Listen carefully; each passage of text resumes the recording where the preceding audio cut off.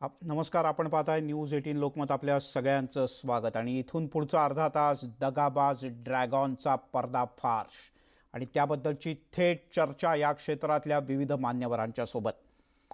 भारत आणि चीनमध्ये तणाव वाढलाय. लडाखच्या गलवान खोऱ्यामध्ये भारत आणि चीनी सैनिकांमध्ये झालेल्या संघर्षात भारताचा एक अधिकारी आणि 2 जवान शहीद झाले. चीनी लष्करातील जवानांचाही मृत्यू झाल्याचं भारतीय लष्करानं सांगितलंय. पण चीननं अपेक्षेप्रमाणे या सगळ्याचं खापर भारतावर फोडण्याचा खोटा प्रयत्न सुरू केलाय. भारतानं त्याच्या पूर्वेकडील सीमेवर अतिशय आक्रमक पवित्रा घेणं थांबवावं हे एकच चीनचं म्हणणं आहे. चीननं आत्तापर्यंत सातत्यानं भारताच्या खोड्या काढण्याचा प्रयत्न केला. यापूर्वी भारतानं वेगवेगळ्या पद्धतीनं त्याला उत्तर देण्याचा प्रयत्न केला, पण तो अतिशय शांततापूर्ण पद्धतीचा होता. आता मात्र गेल्या काही काळात भारतीय लष्करानं जेव्हा सीमावर्ती भागात पक्के रस्ते बांधायला सुरुवात केली, अधिक चांगल्या सोयीसुविधा इथे निर्माण करायला सुरुवात केली, तेव्हा चीनच्या पायाखालची वाळू सरकली आणि चीननं दरवेळेला वेगवेगळे कारणं सांगत कांगावा करत भारतावर भारताची छेड काढण्याचा सातत्यपूर्ण प्रयत्न सुरू केला. नेमकं काल रात्री काय घडलं हे आपण सुरुवातीला पाहूयात आणि मग आपल्यासोबत विविध मान्यवर असणार आहेत. देवळाणकर सर आपल्यासोबत असणार आहेत, आंतरराष्ट्रीय तज्ज्ञ, आणि आणखीनही काही मान्यवर असणार आहेत. मेजर जनरल शेकटकर असणार आहेत आपल्यासोबत निवृत्त, आणि त्यांच्याकडनं आपण हा विषय जाणून घेणार आहोत. पण काल रात्री काय घडलं? गलवान खोऱ्यामध्ये सोमवारी रात्री दोनही देशांचे सैनिक आमने सामने आले होते.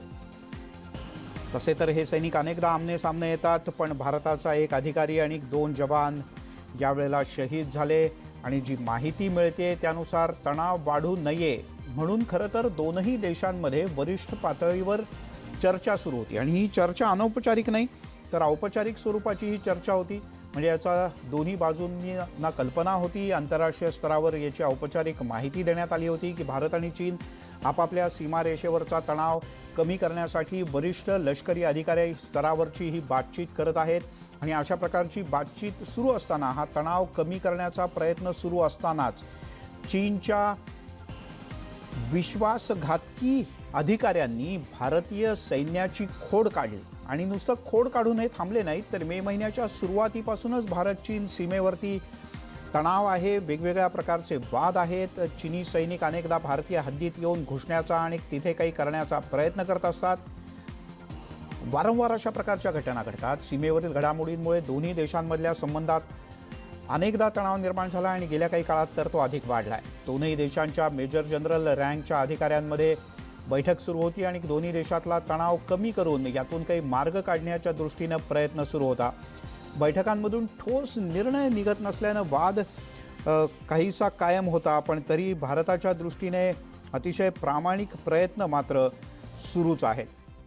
आणि याच सगळ्या संदर्भात आपण सविस्तरपणे जाणून घेऊया. देवळाणकर सर आहेत आपल्यासोबत, आंतरराष्ट्रीय घडामोडींचे अभ्यासक आहेत. आणि शेकटकर सर आपल्यासोबत असणार आहेत पुढच्या काही क्षणांमध्ये. शेकटकर मेजर जनरल होते ते, आणि त्यांचा याविषयीचा अभ्यास आहे. प्रामुख्यानं केंद्र सरकारनं या सगळ्या विषयांवरती भारताचे जे सीमावाद आहेत वेगवेगळ्या देशांची, त्यावर एक जी समिती नेमली होती, ती समिती शेकटकरांच्याच अध्यक्षतेखाली नेमली होती.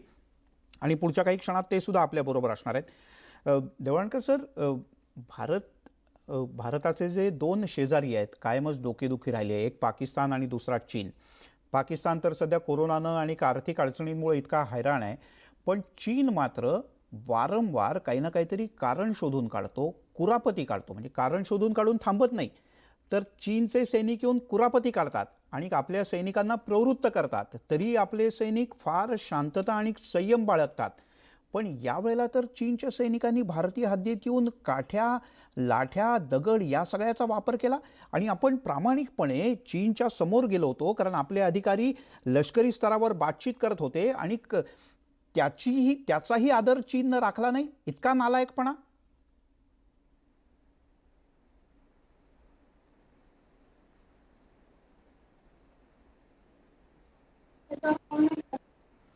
देवळाणकर सर, या नालायकपणाला काय म्हणायचं चीनच्या? कारण तसाही चीन कधीच विश्वासार्ह नाही.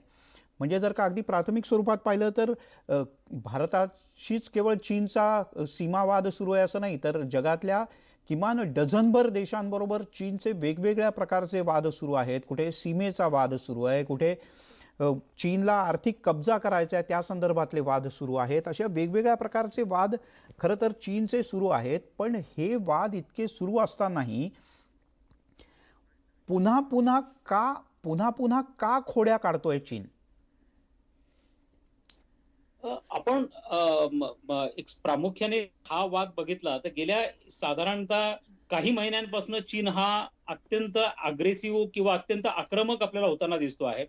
आणि हे केवळ भारत चीन सीमेच्या बाबतीत होत आहे असं आपल्याला नाही म्हणता येणार.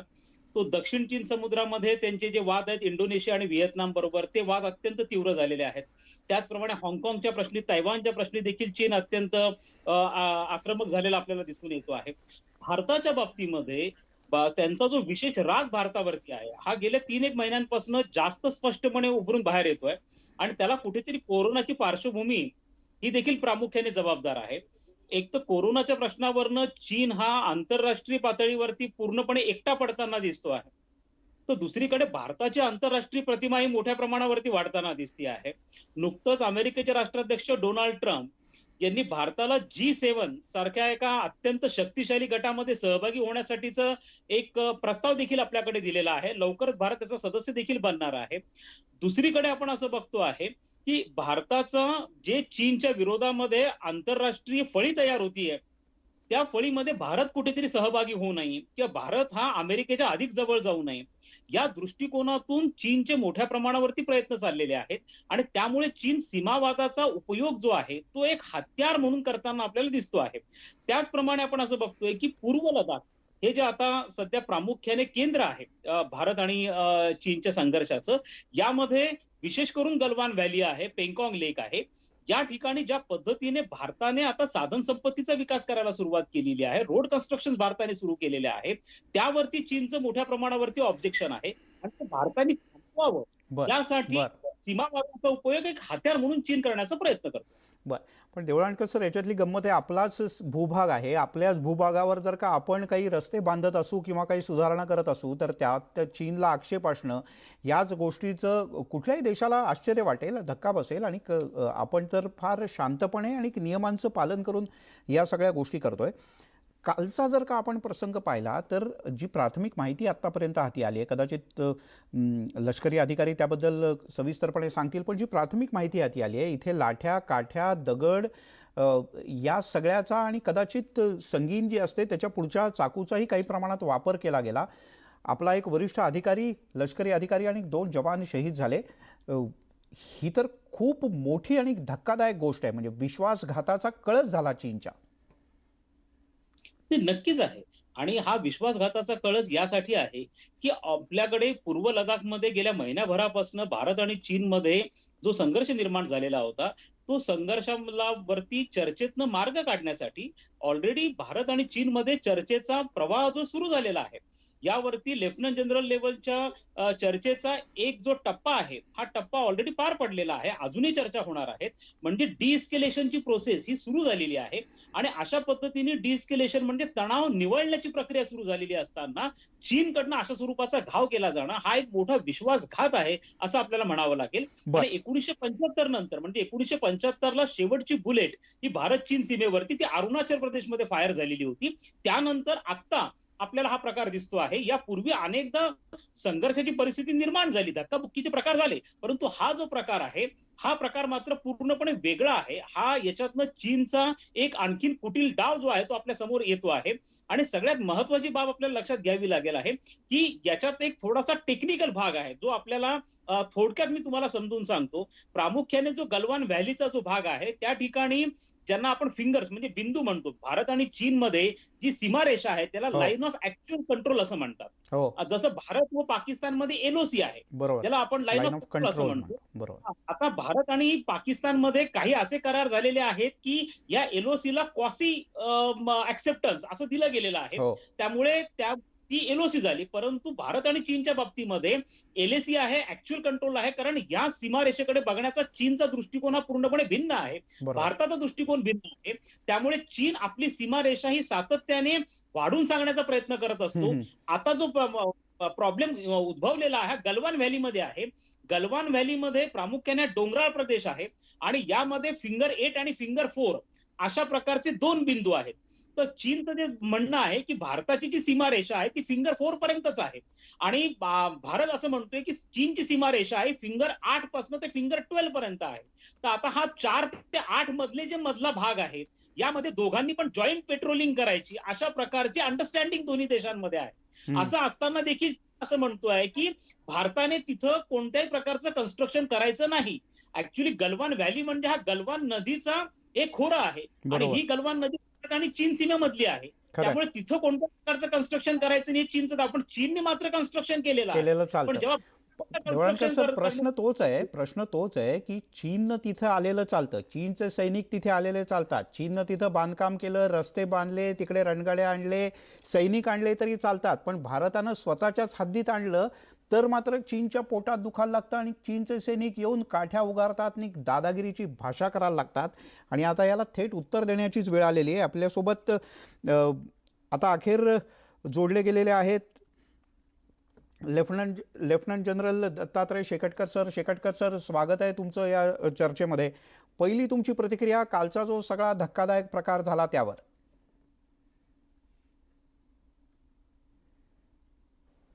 जरी 1962च्या नंतर ह्या क्षेत्रामध्ये ते आले नाही, तरी पण त्यांनी ह्या क्षेत्रामध्ये येण्याकरता कमतरता दाखवली नाही. मागच्या 30-40 वर्षामध्ये थोडं थोडं करून हे पुढे येत गेलेले आहे. आणि दुर्दैवाने आपली राजकीय इच्छाशक्ती त्यावेळेला नव्हती, तर आपण त्याच्याकडे कानाडोळा केला. मागच्या 5-6 वर्षामध्ये ही परिस्थितीमध्ये बदल आलेला आहे. आणि ह्याकरता ही जी घटनाक्रम जे आहे हे तिथे झालेलं आहे. आता शासनाने हा निर्णय घेतला आहे की आपण कोणत्याही स्थितीमध्ये चीनच्या समोर चीनच्या दबावामध्ये येऊन त्यांना माफ करायची आवश्यकता नाही. 1962च्या युद्धानंतर 1967मध्ये सिक्कीम क्षेत्रामध्ये नथुला क्षेत्रात भारतीय सैन्याने ज्याचा पराभव चीनने केला होता फक्त 5 वर्ष अगोदर, चांगला धडा शिकवला. आणि त्यानंतर चीनचे सैनिक तिथे आले नाही. कारगिल युद्धाच्या दौरामध्ये मी स्वतः अरुणाचल प्रदेशमध्ये पूर्ण चीन सीमेचा मी अधिकारी होतो. आणि त्यावेळेला चीननी गडबड करायचा प्रयत्न करणार. एका बाजूला आपला कारगिलमध्ये युद्ध चालला होता पाकिस्तानबरोबर, आणि चीननी तिथे गडबड केली.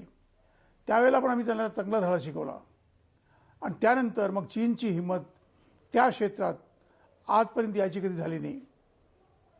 ह्याचा अर्थ काय आहे की जर आपण चीनशी घाबरलो तो आपल्या डोक्यावरती येऊन बसेल. आणि ही स्थिती न येऊ देण्याकरता काल रात्री जे झडप झालेली आहे हे त्याचंच कारण होतं की चीननी रात्रीच्या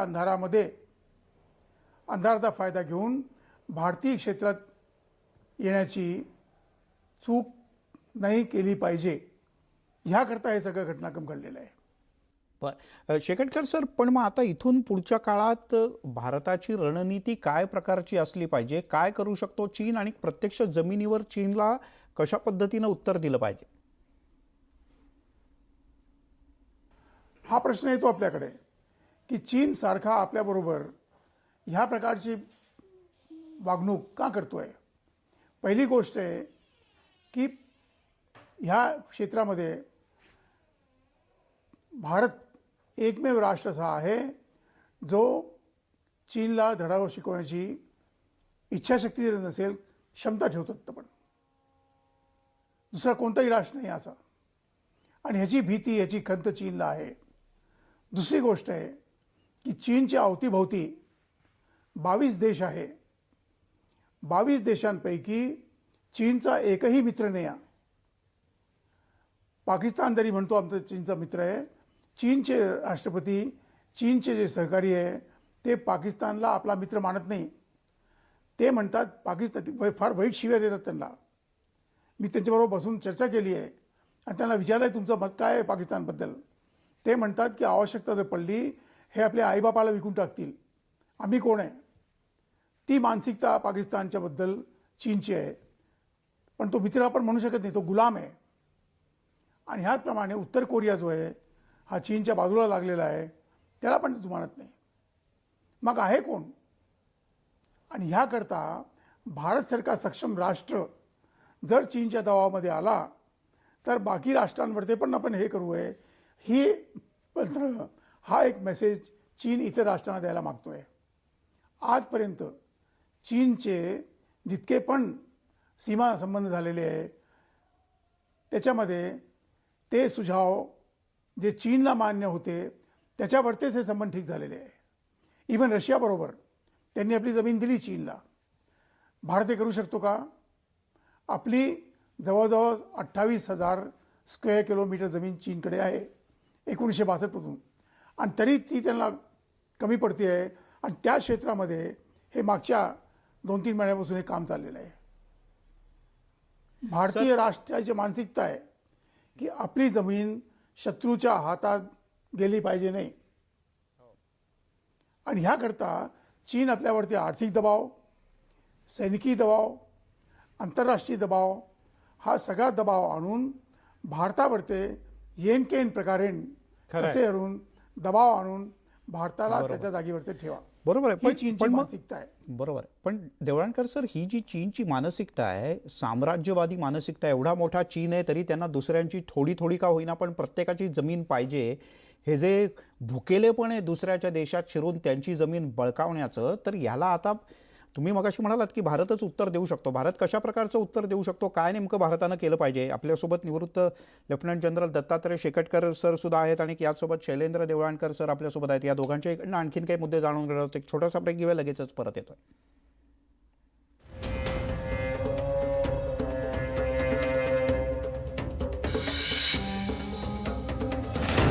आपण पाहताय न्यूज 18 लोकमत. कायमच दगाबाज राहिलेल्या ड्रॅगॉनच्या बरोबर आता कदाचित 2 हात करण्याची वेळ भारतावर आलेली आहे आणि भारतीय लष्कराच्या सर्वसामान्य जवानांच्या बरोबर देशातल्या सर्वसामान्य नागरिकांनी सुद्धा यात सहभागी होण्याची गरज आहे. आपल्यासोबत दत्तात्रय शेकटकर सर आहेत, निवृत्त लेफ्टनंट जनरल, आणि देवळणकर सर आपल्यासोबत आहेत. देवळणकर सर, चीनची ही जी खुमखुमी आहे ना, ती खुमखुमी काही केल्या कमी होत नाहीये.